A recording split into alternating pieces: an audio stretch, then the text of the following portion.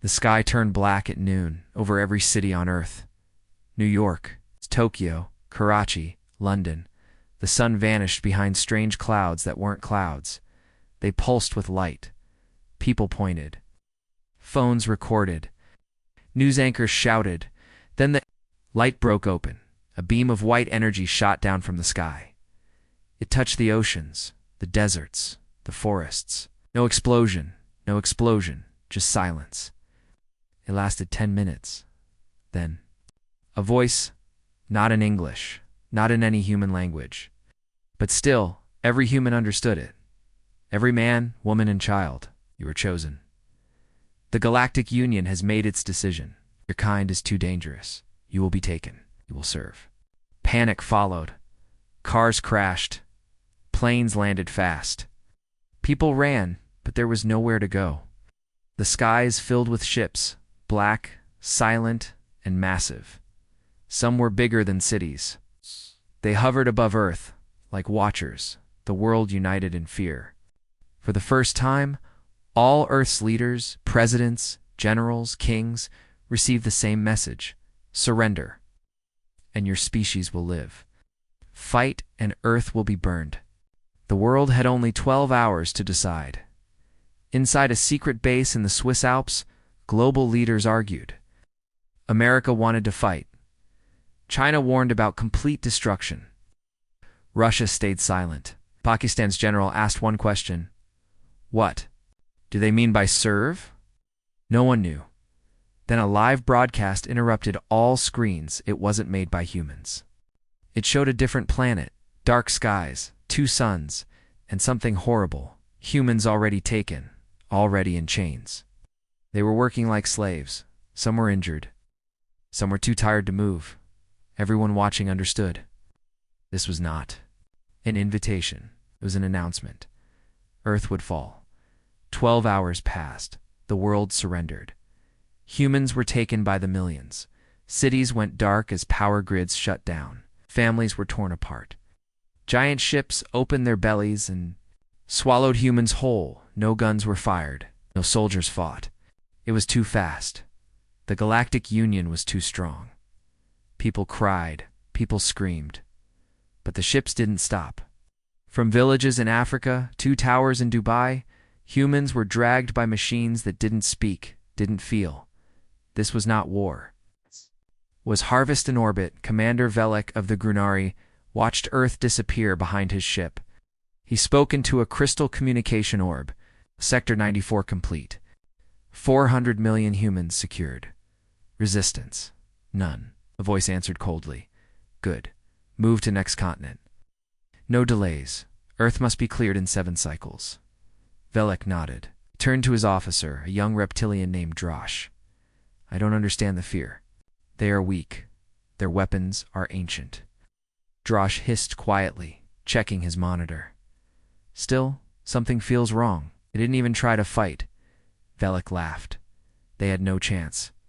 But then, something strange happened. One of the transport ships went silent.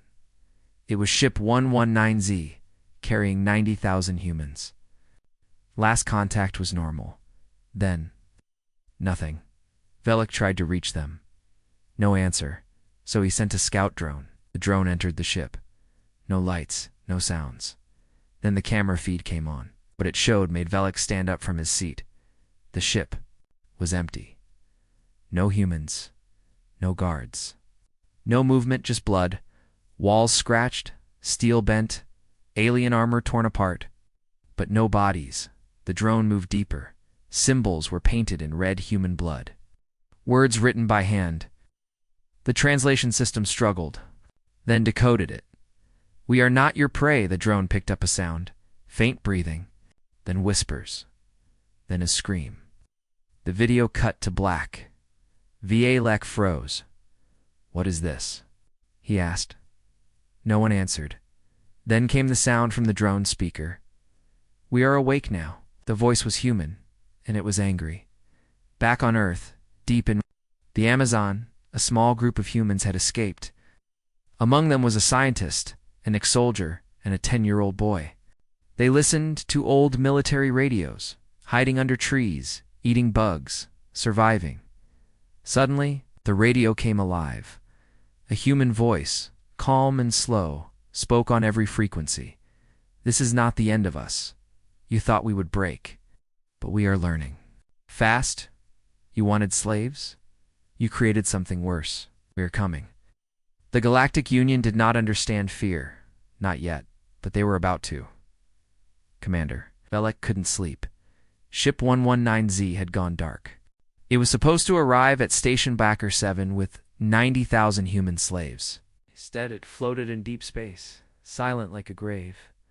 Velek sent a rescue team, trained hunters, elite. They entered the ship with strong armor, weapons ready, and cameras on. He watched the feed from his command deck. The inside of the ship was dark. Walls were burned, some doors were melted. One hunter touched the floor. It was sticky. Blood, he said, but no bodies. What happened here? Velek asked. The hunters moved deeper. The alien pilots were found. Dead, eyes open, frozen in fear. No wounds, just fear. One screen still worked. It showed a looped message, written in English. We warned you. We are not your prey. The commander's face turned pale. On a faraway planet called Chernithray, the news spread fast. Humans had escaped, but no one knew how. Some said another species helped them. Others believed it was a virus or a weapon. But Drashev's young officer didn't believe those stories. He had seen something else in the ship's final recording, something the others missed. A human shadow, moving fast, too fast, not running, almost, floating. And the scream, it didn't sound human anymore, in the Galactic Council chamber. Panic grew. Ambassador Krell of the Brathic species slammed his tail on the table.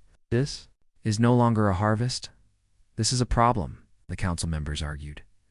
53 alien races, all more advanced than humans, all scared now. They had taken many species in the past, peaceful ones, wild ones, even violent ones. But never had this happened. Humans were disappearing from ships. Whole transports gone. In just days, 7 ships vanished. No distress calls. No signs. Just silence. And one repeating message, "You've brought this on yourselves." On a mining colony named Votraxix, 2,000 humans were used for hard labor. They wore shock collars. They slept in cages. One night, all the collars turned off. No alarms. No fights. No guards left alive.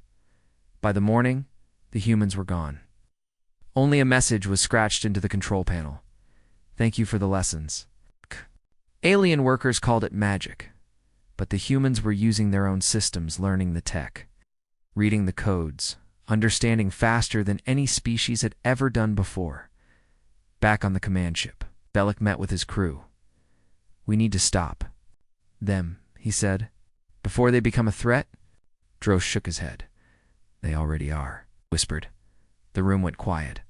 On Earth, the last remaining humans, hidden in forests, caves, deserts, had heard the new voice. A leader, unknown, powerful, human, but not the same anymore. They called him Ash. No one knew his real name. Some said he was taken, tortured, and left for dead. But he came back, ... different, smarter, stronger. Focused, he spoke only through alien signals. His message, we are scattered, but we are not broken. They see us as tools, slaves, creatures. We will show them what humans become when pushed into darkness. In the next solar cycle, a message was sent to every Galactic Union ship. It wasn't in code. It was plain human English. We are inside your systems now. We know your roots, your weapons, your weaknesses. You wanted obedience. Instead, you gave us unity. Now, we return the favor. Some alien commanders laughed. Then, one by one, their screens turned black. Engines failed. Lights blinked. Ships spun out of control. No explosions. No attackers. Just humans, already inside. One alien ship tried to escape. It jumped to hyperspace, but the moment it reappeared, a human voice whispered through the speakers. Running doesn't help. The ship's lights exploded. Its engines melted. The crew vanished, not dead, just gone, on the council's home. Planet panic became fear. Ambassador Sori of the Mindari stood and said, "We enslaved them because they were primitive." But maybe that was their mask. No one replied, because deep down, they all had the same thought. What if we woke? Something ancient and angry? The Galactic Union called them ghosts. They weren't soldiers. They didn't wear armor. They didn't carry guns. But alien commanders kept dying. Ships vanished. Bases went dark. And not one alien had seen a single human coming. On planet Corval 9. A mining facility operated day and night. Thousands of human slaves worked under guard, watched by drones, tracked by callers. One morning, the machines stopped. Lights turned red. Doors locked from the inside. Guards tried to call for help, but their comms were dead. Inside the control room, a single word appeared on every screen: observe. The aliens screamed as their own machines turned against them. Doors crushed them. Lasers burned only alien targets. The humans simply stood and watched. No one escaped. When a rescue team arrived 9 hours later, they found the base empty, except for a message scratched into the metal floor. "We are not rising. We are already here, in the deepest corners of space." Hidden stations picked up strange signals. They were old Earth signals, old radio waves. Morse code, wartime frequencies, but behind the static was something else. Pattern. Alien cryptographers studied it. It wasn't just communication, it was coordination. The humans were speaking across galaxies. Without any central leader, as if their minds were linked, Commander Velek held a secret meeting on his warship. His officer Drosh played the recording from Corval 9. Silent machines.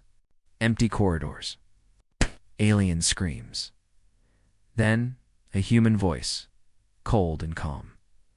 "Your tools are now ours. We are the virus inside your walls.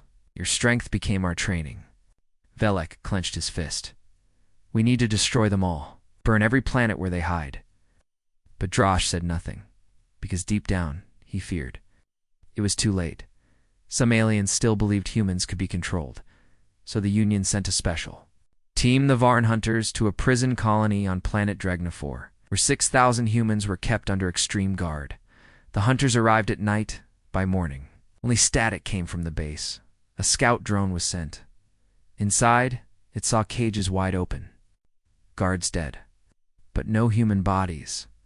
Instead, all walls were covered in drawings, thousands of them, of stars, ship schematics, alien languages. The humans had learned everything, and they had disappeared without a trace. Across the galaxy, rumors spread. Humans were not just escaping, they were changing, smarter, faster, more focused. Less emotional, alien scientists captured a young human girl from a freed colony. She didn't cry, she didn't scream, she just stared. When they scanned her brain, they found something impossible, a neural structure more advanced than any species, even the Council's oldest race. One alien researcher whispered, "They're evolving." Through pain. Moments later, the lights went out. The girl was gone, in the shadows of an asteroid belt. An old galactic relay station picked up a strange file. It wasn't encrypted. It was a story, written in human language. Simple. Cold. It told the story of a child watching her father die in chains. A soldier who lost his squad. Scientists forced to build weapons for his enemies. Each line ended the same way. They thought we would kneel, but they taught us to rise. On the Union's capital world, council members met in fear. "We must stop." "Them," shouted one. "We tried." "And now our people are the ones hiding," another replied. "They are everywhere," said the Mindari representative, trembling. "They could be inside our systems, inside our ships, even inside our minds." Silence followed, because everyone remembered the same truth. Humanity never had a plan to fight. They became the plan. Back on Earth, deep in the underground ruins of a broken city, a new group formed.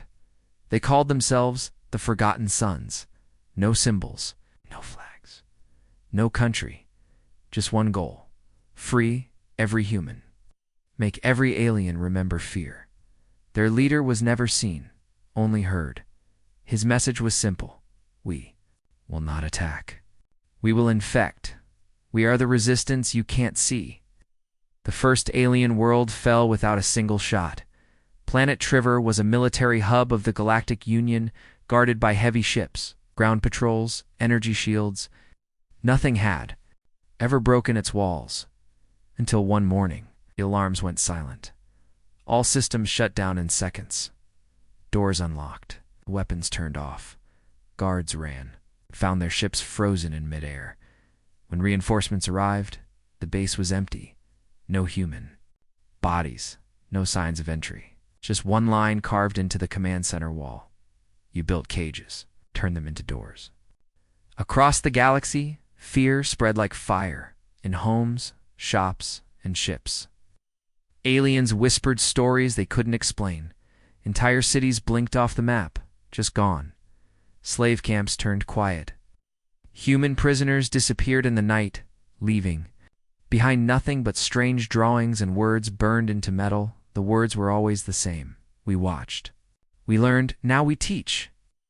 The council tried to hide the truth. They called the disappearances isolated incidents. They said humans were weak and scared, but the fear had already infected them. On a Union warship near the rim of Sector 81, Captain Zalora watched her crew whisper to each other. She hated it. Speak up, she shouted. No one moved. She slammed her hand on the table. What is it? A young officer stood up, voice shaking. Ma'am? Last night the ship spoke. Spoke. She frowned. Yes, in English. It said, "We see you, Zalora. Sleep lightly."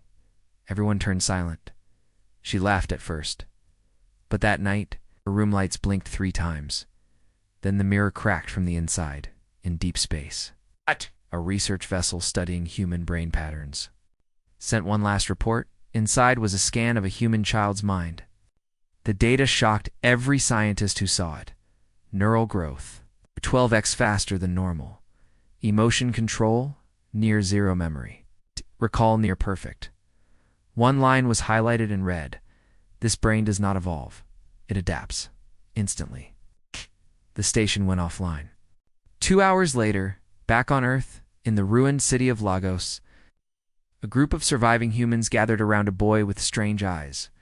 He stared at the night sky, blinking fast, as if listening to something far away. Then he said quietly, "Trevor has fallen. More will follow." The others looked at him. "How do you know?" He smiled. "I saw it." He had never left Earth. Across 7 different planets, Union soldiers began to refuse orders. "We won't guard human camps anymore." "Why? We're tired." But truth was, they were scared. Some claimed they heard human voices in their dreams. Others saw flashes of Earth on their screens. Even without connection, one soldier woke up and found the words "Remember us" burned into his arm. No fire, no tool. Just skin changed from the inside. In a dark council chamber, the ambassador of the Creole species shouted, "They are becoming ghosts in our systems. They know our ships better than we do." Another ambassador whispered, "They know us." Mindari speaker stood up slowly. "You don't understand. Humans don't need ships. They've made us the ships." Silence filled the room, because they all had the same fear. Humans were no longer escaping. They were controlling.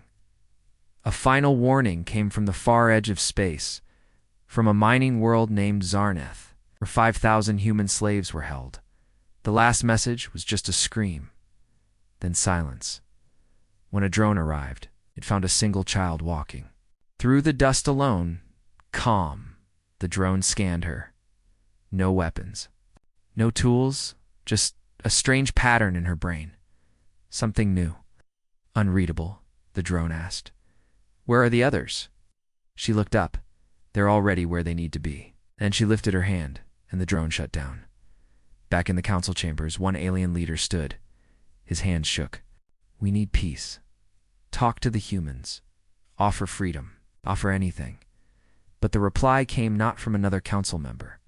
It came from the speaker system itself. A human voice, slow, calm, and cold. You had peace. Chose chains. You had time. You chose silence. Now we choose. The screen turned black. No signal. No trace. Just the echo of a truth too late to stop. The Galactic Union had enslaved hundreds of species before. Some had claws, some had venom, some had minds that could bend machines. But none were like the humans. They were different. And now, the Union asked one question again and again. What did we create? It's on a high-security lab planet named Threxos. 7. Alien scientists studied a captured human boy. He was 13, quiet, calm. He didn't cry, didn't beg. He just watched. They scanned his body, nothing special, no weapons, no implants. But when they scanned his brain, they froze. It didn't match anything in their records new. Neural paths were forming every hour. One scientist whispered, his brain is learning faster than our machines. Another added, he's not afraid. He's waiting. That night, lab went dark. The boy disappeared. All that remained was a message carved into a steel wall. Pain builds more than muscle.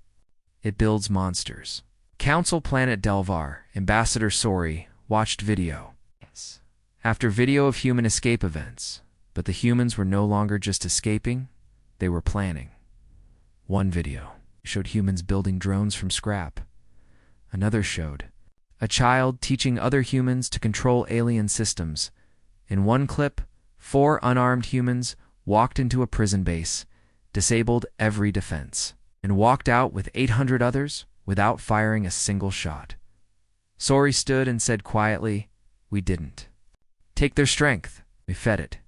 A captured Union general was interviewed by a shadow group known only as the Sons. He was chained, terrified but alive. A hooded human sat across from him. The alien spat, why haven't you killed me? The human leaned in, because we want. You two remember? You built collars. Now, we're the memory. You built pain. I'll carry the fear. On planet Belmora, 12 powerful mind readers were sent to track and capture a human leader called Ash. They linked minds, searching through stars. But what they found wasn't just Ash. They found millions of minds connected, moving together. Hive, one mind of pain, one mind of memory, one voice. You wanted control? You created connection. The mind readers screamed. 4 went insane. The rest fell silent forever. Back in the council's war room, panic was replaced by guilt. Ambassador Krell slammed the table. Why didn't we destroy Earth when we had the chance? Ambassador Numa replied coldly, we didn't fear them. Enough. Then the lights flickered, and the screens lit up, but no one touched them. A video began to play. It showed Earth, cities burning, humans in chains. Then the same cities rebuilt, but not with concrete. With code, light, power, the humans. We're building something new, not just on Earth, but everywhere. The video ended with words, from ashes, we rise. From chains, we shape. You thought you ended us. You started something greater. On a hidden planet, the Sons completed their first major creation, the Hive Core. A giant structure made of alien tech and human design. It was alive, not like a machine, but like a brain. It connected humans across stars. Thoughts moved like wind. Skills shared instantly. Knowledge passed like breath. One human touched the core and learned how to fly a warship in 1 second. Another learned to control alien AI, and a child who had never seen space could now map an entire star system by memory. The Hive didn't just make them stronger, it made them one. And the aliens finally understood. They didn't just enslave humans. They forced them to evolve. On the edge of the galaxy, a Union fleet was ambushed, but not by ships. By their own systems, engines overheated. Shields dropped. Targeting systems went blind. Then thousands of human ships appeared, small, fast, silent, no warning, no mercy. and no communication. Just one message appeared on every alien screen. You fed the fire, now burn with it. In Council Hall, silence ruled. Every leader had one thought. We didn't fear humans when they were many. Now they are one, and they are becoming something new. The Galactic Union had ruled for 10,000 years, 53. Powerful species, thousands. Of ships, millions of soldiers, and in just 20 cycles, it all began to fall. Not from war, but from fear. On planet Thelini. The lights went out across the sky. No ships, no energy, no sound. When Union forces checked the power grid, they found nothing broken, nothing destroyed. Just one thing, the core. Controls had been rewritten by humans. A message blinked on the main console. We don't need to fight you. Let your systems forget you exist. The planet's population began to panic. No water. No air control. No power for weapons. 3 days later, while alien leaders vanished, no trace, just silence. Across 7 star systems, the same thing happened. Ships turned into tombs, cities into empty shells. Aliens ran, but ran where? Even when they reached safety, their ships stopped working after a few hours. The hive was already inside everything. On the great world of Galtor, where the Union's elite lived, soldiers began deserting. General Hovek, a famous war hero, stood. Before his troops, "We are not losing a war," he shouted. "We're losing our minds." One soldier raised a shaking hand. "Sir, last night my daughter spoke in her sleep. And, she said ... The humans are watching through the walls." The general laughed, nervously. Then the lights blinked twice, and all the screens showed one line. "We are behind more than walls. We are behind your thoughts." The Union built a special fortress. In deep space, Fort Nexos, designed to be impenetrable. No outside connections, no signals, only food, weapons, and air. 3,000 soldiers inside. Safe. Until one night. Every door opened at once, and the lights turned red. Then a voice whispered, "From every speaker, you brought us here. Now live with us." Every soldier dropped their weapons. Some screamed, some just sat in corners. None could sleep again. Within 2 days, Fort Nexos sent one final message: "We surrender to the ghosts." Back on Earth, the hive core pulsed with energy. Humans gathered. Around it, young and old, soldiers and engineers, once broken. Now united, Ash stood before the core. His voice echoed across the connected minds. They thought power was strength, but we learned the truth. True power is becoming what they fear. In secret, the remaining alien leaders formed a final group, the Red Council. They wanted to destroy Earth, erase the home of the hive. One last weapon was prepared. A planet killer. A sun dash breaker. It would reach Earth in 6 days, but the humans already knew. 5 days later, the ship carrying the weapon stopped. It didn't explode. It didn't turn back. It just vanished. Later, a scout drone found it. Still floating. Still. Whole, but the inside was frozen like time had stopped. In the captain's hand was a small device. It blinked once every second, and on the screen, "You tried to end us. You ended yourselves." In the deepest sectors of space, even pirates and warlords stopped moving. Human shadows were seen in abandoned stations. Their tech was better, their silence louder, their message always the same: "You made us less human. That was your mistake. Now we don't break, we become." In the end, the strong didn't fall by battles. They fell by doubt, by fear of shadows, by whispers in the dark. On the last functioning council world, a child found a mirror in her room. She looked into it, but the reflection wasn't her. It was a human boy. Watching, he smiled. She screamed. The mirror cracked, and from behind the walls came the sound of a heartbeat, not hers. The Galactic Union had fallen to its knees. One by one, their fleets vanished. One by one, their proudest cities went dark. And now, for the first time in history. They were the ones begging.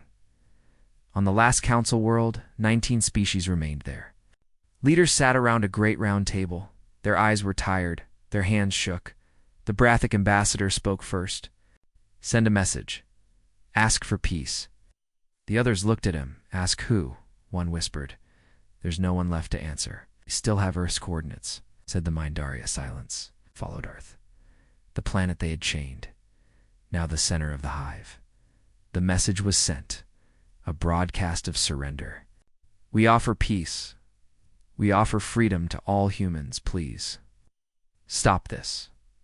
There was no answer for ours then. The stars above the council world blinked, not with light, but with ships. Thousands. Silent. Motionless. Human. Ships. They didn't attack. They just watched, waiting. Then one voice echoed in every system, every screen, every mind. "You offer peace. Now, where was your mercy when we begged? Where was your silence when our children cried? Now you learn what silence feels like." Across the galaxy, alien civilians fled cities. Some tore down old Union flags. Some tried to hide. Underground, others sent messages to humans. "We didn't hurt you.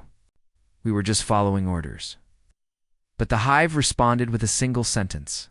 "So were we." The council general fell to his knees in front of a hologram. He begged. "We were wrong. We admit it. Just tell us what you want." The human voice replied, "We don't want revenge. We want you to remember." The general cried. "Then take us.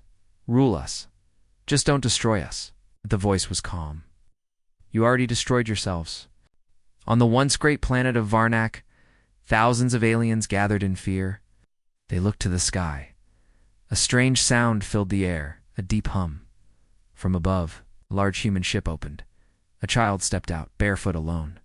She looked no older than 10. She didn't speak. She just pointed to the ground. The machines around her began repairing the ruins, not to conquer, but to rebuild. A message appeared above her head in glowing letters. "We don't want your pain. We want your change." Inside the hive core on Earth, Ash watched everything. All the feeds. All the messages. He closed his eyes and spoke. "Beg now. But not because they understand. They beg because they're afraid." A woman beside him whispered, "So, do we destroy them?" Ash shook his head. "No. That would make us like them." He stood before the core. "Let them live, but never forget. Let them rebuild, but never again in silence." The Mindari ambassador was the first to ask, "What do you want us to do?" The hive replied, "Free every species. Burn your chains. Erase your lies. Let the truth live forever." On a planet once used to break human minds, the last alien guards dropped their weapons. Humans walked through the gates, but they didn't kill. They opened the cages, freed the others, and left the guards to watch. One guard asked a human, "Why? Didn't you kill me?" The human replied, "Because now you'll live with the memory." The hive sent one final message to the galaxy. This is not the age of humans. This is the age of memory. Never again shall chains be allowed. Never again shall silence be safe.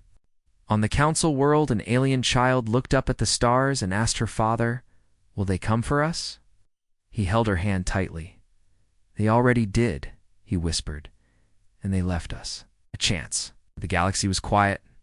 No war, no ships. Burning in space. No screaming across comms. Just silence. But not peace, because peace must be built. And now, the builders were human. On Earth, the hive core pulsed with calm energy. It had grown not in size, but in reach. Every human, across every world, was linked. No more leaders, no more borders, only purpose, only memory. Ash stood alone at the top. Of the core, watching the stars, so many once belonged to others. Now they watched humanity with fear.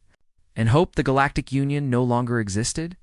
Its flags were ashes, its armies disbanded, its prisons empty, but the species still lived, and they didn't know what to do next. They asked the same question, across every world.